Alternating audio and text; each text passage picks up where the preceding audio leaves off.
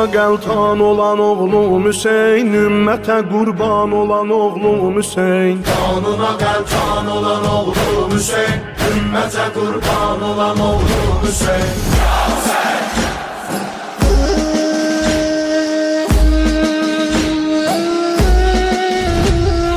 Teşnələ öldürdülər qardaşını, firqəti qan eylədi göz yaşını.